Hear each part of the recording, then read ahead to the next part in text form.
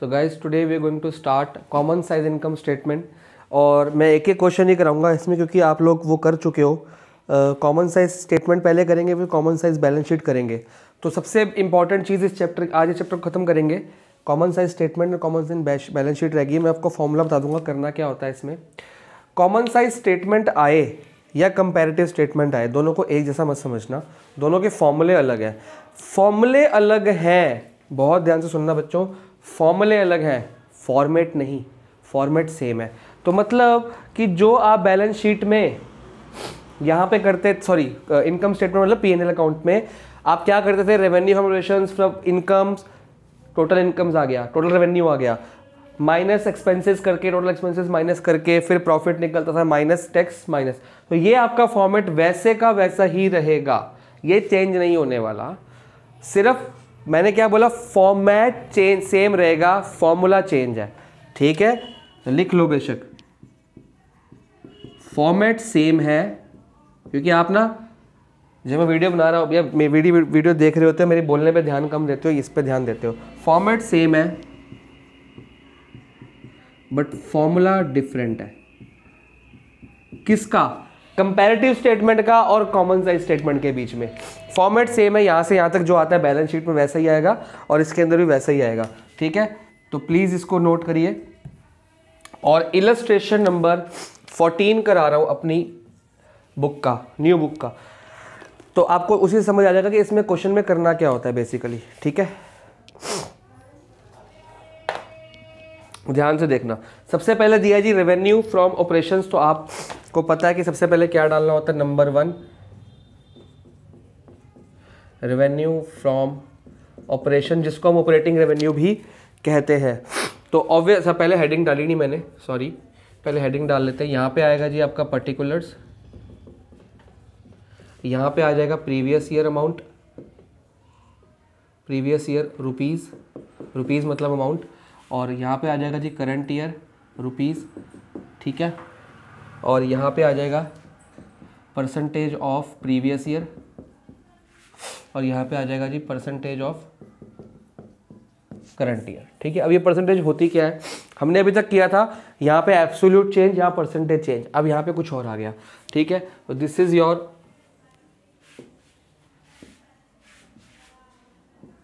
ठीक है फॉर्मेट। सबसे पहले आपको दिया है रेवेन्यू फ्रॉम ऑपरेशंस, तो आरएफओ कर लो उसको। रेवेन्यू ऑपरेशन कितना दिया हुआ जी, इसको नेट सेल भी कहते हैं। प्रीवियस ईयर की दी है 2019 और 2020, तो 7.5 लाख और 10 लाख। तो पहले आइटम्स डालने वाला काम जो करते हो आप, वही करना है आपने। वहाँ का फॉर्मूला क्या है बाद में बताऊँगा, पहले क्वेश्चन पूरा कर ले। नंबर 2 आएगी अदर इनकम्स,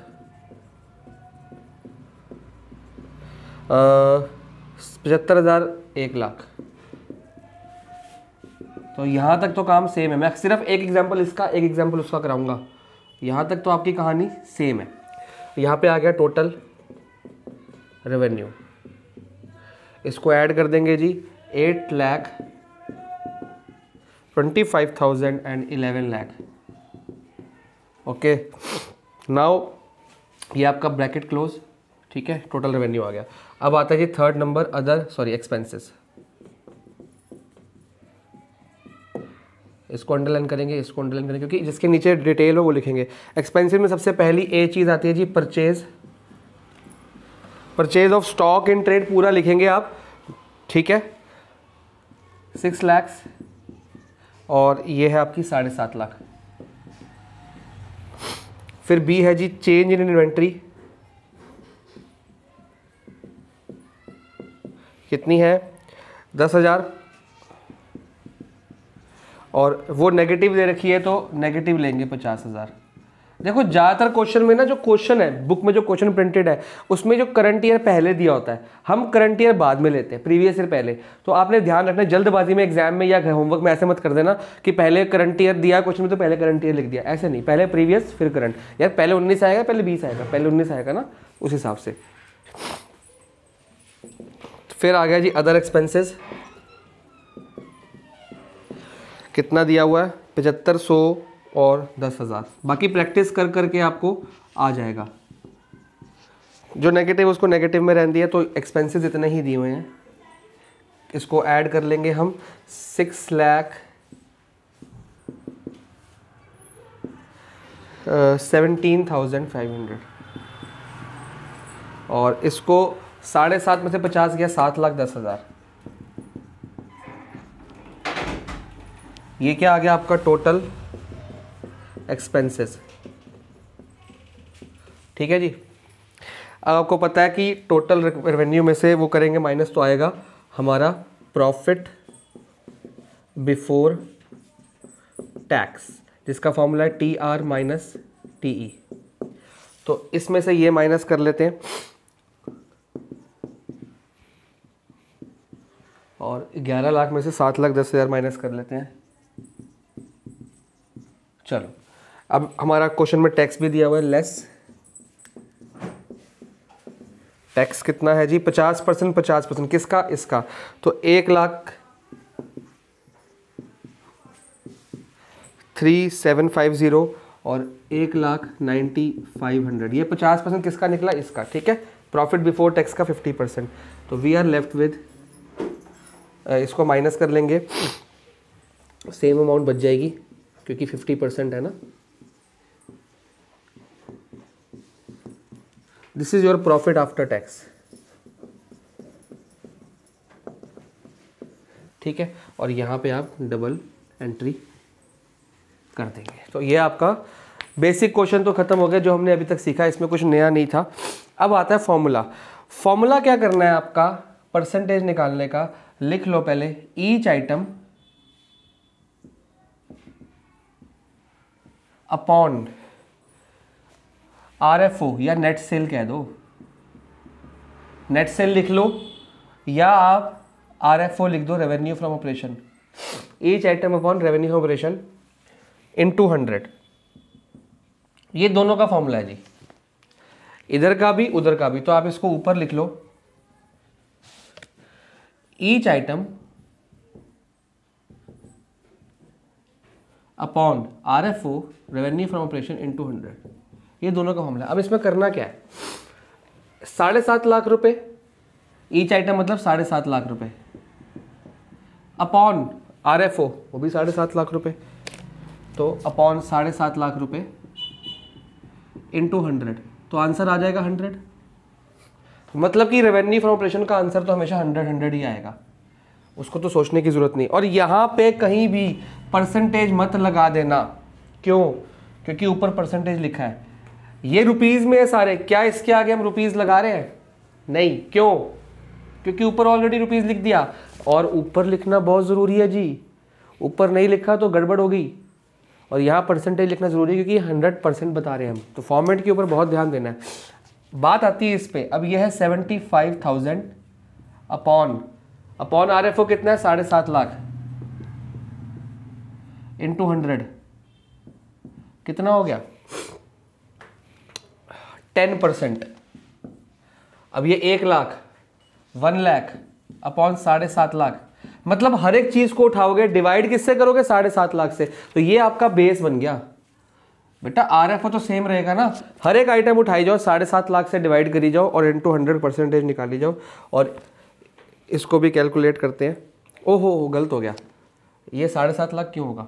ये 1 लाख को तो 10 लाख से डिवाइड करेंगे ना। हाँ, इन सारी आइटम्स का बेस ये वाला, इन सारी आइटम्स का बेस डिनोमिनेटर, इन सारी आइटम्स का डिनोमिनेटर ये है, इन सारी आइटम्स का डिनोमिनेटर ये है। 1 लाख अपॉन 10 लाख भी 10% हो गया इंटू 100। ठीक है, ठीक है। अब आता है 8,25,000। 8,25,000 अपॉन 7.5 लाख, तो यहीं पे रफ कर लेते हैं, इंटू 100 आप कर लेना। तो इसका आपका ज़्यादा, अगर न्यूमरेटर ज़्यादा है तो ज़्यादा आ जाएगा, जो कि आंसर आ रहा है 110%। और ये आ गया 11 लाख अपॉन 10 लाख, तो आंसर क्या आ गया आपके पास? 110%। दोनों सेम आ गए बाई चांस। आपको यहाँ से मतलब नहीं है कि ये प्लस ये प्लस ये आना चाहिए, ऐसा मतलब नहीं है, क्योंकि ये इसकी परसेंटेज अलग है, उसकी परसेंटेज अलग है। क्या पता सेम आ जाए, क्या पता ना आए, लेकिन आपको तो अलग अलग निकालनी है सबकी। ठीक है, अब आ गया 6 lakh upon 7.5 lakh. 6 lakh upon 7.5 lakh into 100, into 100 मत करना भूलना, तो 80% हो जाता है जी ये। और यहाँ पे आएगा 7.5 lakh upon 10 lakh, 7.5 lakh upon 10 lakh into 100, तो ये हो जाएगा 75%। सिंपल सी बात। तो करना क्या है, हर एक चीज़ को उठाओ, इससे डिवाइड करो डाल दो, इसको उठाओ, इससे डिवाइड करो डाल दो, इसको उठाओ, इसको डिवाइड करो डाल दो, इसको उठाओ, इसको डिवाइड करो डालो, बस। 10,000 अपॉन 7.5 लाख इंटू 100। तो अगर आप ध्यान से देखो, ये आपका 7.5 लाख और ये तो सेम ही है ना, मतलब डिनोमिनेटर जो आपका है और यहाँ पे जो 100 आना है, ये न्यूमरेटर तो चेंज हो रहा है बार बार। तो आप इसको एक बार कैलकुलेट कर लिया करो ना, ये 2 0 काट दो, कितना बच गया 75,000 से डिवाइड करना है इसको बेसिकली 10,000 को, यही हुआ ना आपका 10,000 डिवाइड बाई 7,500, तो बार बार 7,500 से डिवाइड करी जाओ बस, तो आपका ईजी हो जाएगा। वो सिखाना जरूरी था, बट ये भी आपको बताना जरूरी है। हर आइटम को किससे डिवाइड करो, आप RFO अपॉन में रख दो, इनटू कर दो 100 से, मतलब ऊपर 100 नीचे ये, जो आंसर आएगा वो आपका डिनोमिनेटर बन गया सबका। तो 7,500 डिवाइडेड बाय 10,000 डिवाइडेड बाय 7,500 आएगा 1.33। फिर आ गया 7,500 डिवाइडेड बाय 7,500, कितना आ गया 1। सिंपल। तो 617,500 डिवाइडेड बाय 7,500, 700 आएगा ना, क्योंकि इंटू 100 से तो वो कट गया ना, ये देखो ये कट गया, तो हर एक चीज़ के लिए कटेगा, तो ये आ जाएगा 82.33। तो कैलकुलेटर का इस्तेमाल मत करना, कैलकुलेटर का इस्तेमाल कर लिया जितना पूरे साल करना था। एग्जाम में कौन देगा कैलकुलेटर, और एग्जाम में ये आंसर गलत हो जाता है जी, क्योंकि हम कैलकुलेटर का इस्तेमाल करते हैं, एग्जाम में मिलता नहीं कैलकुलेटर यूज़ करने को, और हमारा हो जाता है गलत। तो उस प्रॉब्लम से बचने के लिए घर पे ही प्रैक्टिस शुरू कर दो रिटर्न, ताकि एग्जाम में जल्दी जल्दी हो जाए। फिर मैं टेस्ट लूंगा, बोलोगे सर बड़ा लेंदी टेस्ट था, वो टेस्ट लेंदी नहीं होता जी, कैलकुलेटर यूज़ कर लेते हो। ठीक है, तो ये आ गया 2,07,500 अपॉन 7,500, ऐसे कर करके सारे निकालने हैं आपने। तो परसेंटेज आ जाएगी 27.67%। इसकी भी निकाल लो, 1,37,500 अपॉन 7,500, 13.83%। तो आप बोलोगे सर ऐसा थोड़ी एग्जाम में आएगा पॉइंट वाला, जी हाँ जी यही आएगा। पहले तो इसमें ही आपका टाइम वेस्ट हो गया, फिर इसमें टाइम वेस्ट हो गया, और इसमें टाइम वेस्ट होगा, क्योंकि अभी आप, मैंने जितना मर्जी बोल लूँ आप कैलकुलेटर को छोड़ दो, लेकिन आप छोड़ोगे थोड़ी, आप तो करोगे, आप तो बात ना मानने वाले दिन पैदा हुए हो। तो आप कैलकुलेटर से करोगे, जब टेस्ट होगा या एग्जाम होगा वहाँ कैलकुलेटर मिलेगा नहीं, तो टाइम वेस्ट हो जाएगा फटाफट। वहाँ पे एकदम पहली बार करने लगोगे ना, परसेंटेज नहीं निकलेगी आपसे। तो घर पे कम से कम 10-15 क्वेश्चन विदाउट कैलकुलेटर यूज़ करना, आपको परसेंटेज निकालनी जल्दी जल्दी आ जाए। बात को मानोगे तो फ़ायदे में रहोगे, वरना तो आपको पता ही है। ठीक है जी, अब इसको भी कंप्लीट करेंगे। ये 50,000 अपॉन, अब ये देखो 50,000 है, अपॉन में क्या करूंगा, अपॉन में 10 लाख, और 10 लाख इंटू ये 10 लाख इंटू 100, तो 2 0 काट दूं, क्या बचा 10,000। मतलब हर एक चीज़ को मैं डिवाइड करूंगा 10,000, यहाँ से आपका काम आसान हो जाता है जी। तो ये आपको सीधा आपको लग गया 5% आ गया। ठीक है, पर ये नेगेटिव है। 10,000 डिवाइडेड बाई 10,000 1 आ गया, काम बचना शुरू हो जाएगा ना आपका जब आप इसको कर दोगे। ये डिनोमिनेटर को यहाँ रख के और 100 को ऊपर रख के एक बार कैलकुलेट कर लो। सॉरी, 7,10,000 डिवाइडेड बाय 10,000, तो 71% हो गया। 3,90,000 डिवाइडेड बाय 10,000, 39% हो गया। ये तो बड़ा इजी हो गया, इसको तो कैलकुलेट करना ही नहीं पड़ा ना आपको, तो 19.5% आ गया। सॉरी, और ये भी 19.5% आ जाएगा। ठीक है जी, तो जब आप ध्यान से देखो 80, 81, 82, 2.3 आ रहा है, 75 माइनस 5 प्लस 1, 71 आ गया, 39 माइनस 19 ये आ गया। अब 110 में से 71 माइनस करो, 39 आ रहा है। मतलब कि आपकी जो यहाँ आपने निकाला चाहे यहाँ से है, बट ये ऑलरेडी यहाँ से आ रहा है। 110 में से टोटल रेवेन्यू में से टोटल एक्सपेंस की परसेंटेज माइनस करो, 27.67 आ रही है। इसमें से ये माइनस करो, ये आ रहा है। तो आपने ये चीज़ साइड में माइंड में रखनी है कि हम चाहे परसेंटेज ये अपॉन ये करके निकाल रहे हैं, ये अपॉन ये करके निकाल रहे हैं, यहाँ पे भी कैलकुलेशन साथ साथ चल रही है। जो कैलकुलेशन प्लस की हमने प्लस या माइनस की यहाँ पे की थी, तो जो आपने यहाँ प्लस माइनस किया था वो ऑलरेडी यहाँ पे चल रहा है, बट ऐसा कंपैरेटिव बैलेंस शीट में नहीं हुआ था। कंपैरेटिव बैलेंस शीट में मैंने मना किया था ऐसा करने से, गलती हो जाएगी। इसमें आप देखो हो ही रहा है, तो आप अपने हिसाब से होमवर्क करोगे, आपको पता लग जाएगा। So common size income statement खत्म है, इतना ही पोर्शन करना है। इसके जितने एग्जाम्पल्स हैं वो बचे और क्वेश्चन बचे आप करेंगे। मैं आपको बैलेंस शीट कराता हूँ। क्वेश्चन नंबर 15 एंड 16 आपका होमवर्क है, क्योंकि 14 मैंने करा दी, तो होमवर्क भी साथ साथ लिखते हो। इलस्ट्रेशन 15 और 16 होमवर्क है, और ये मैं 17 करा रहा हूँ। बेसिक वाली कराऊंगा, मुश्किल वाली आप खुद करोगे, और मुश्किल वाली जब खुद कर लोगे और उसमें कोई डाउट आ जाएगा तो फिर मैं तो हुई हूँ आपके पास, ठीक है। तो आपको बैलेंस शीट बनानी है।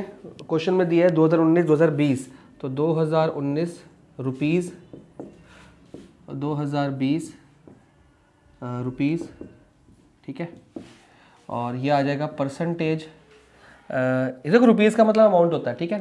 परसेंटेज 2019 और परसेंटेज 2020, ये आपका फॉर्मेट बन गया।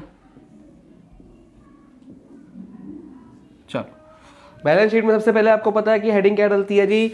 रोमन नंबर में 1 आएगा equity and liability, this is the main heading. उसके अंदर आपकी चीज़ें आ जाएंगी शेयर होल्डर फंड, और शेयर होल्डर फंड के नीचे क्या आ जाएगा, equity share, preference share, reserve surplus. तो सबसे पहले आपको दिया है share holder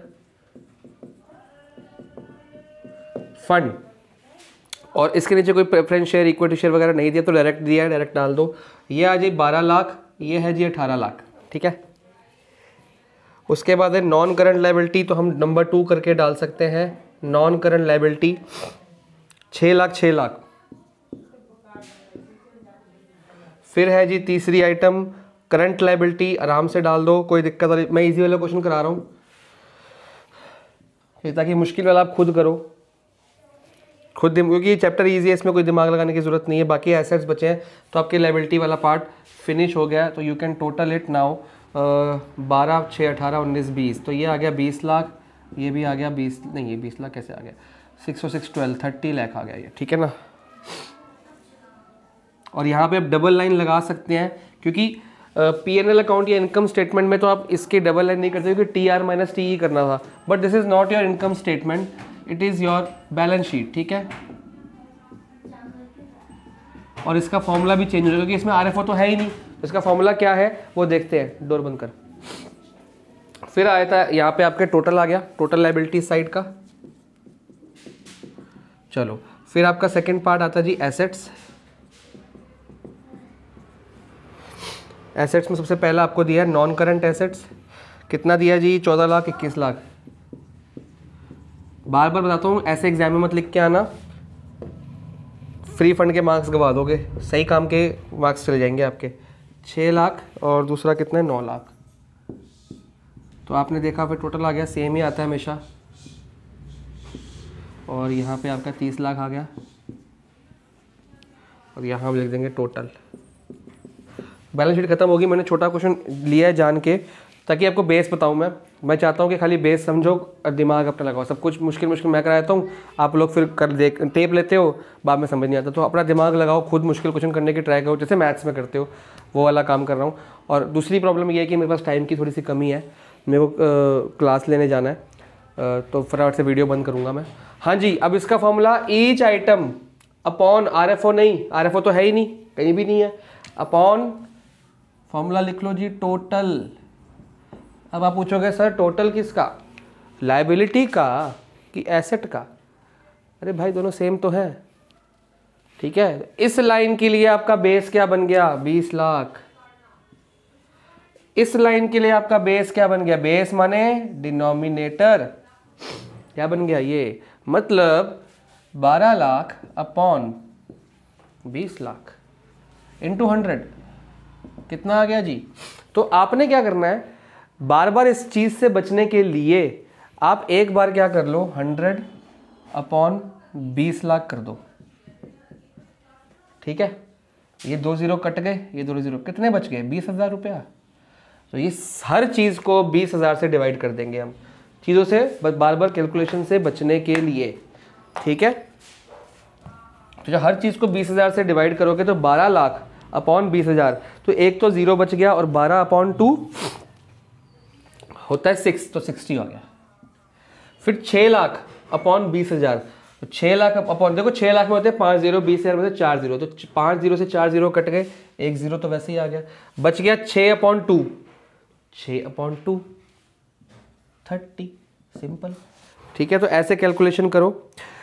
2 lakh upon 20 lakh into 100 मतलब 2 लाख अपॉन 20,000 के, जब 5 और 4 1 जीरो बचेगा, 2/2 1। ठीक है, अब आपकी मेन जो चीज समझने वाली है, 20 लाख अपॉन 20 लाख, क्योंकि बेस तो टोटल है ना, 20 लाख अपॉन 20 लाख इंटू 100 आएगा 100, और यहां से टैली करो 6 7 8 9 10 आ रहा है, अगर आ रहा है तो सही है, अगर नहीं आ रहा तो गलत है। ठीक है जी, अब आगे इधर आ जाओ।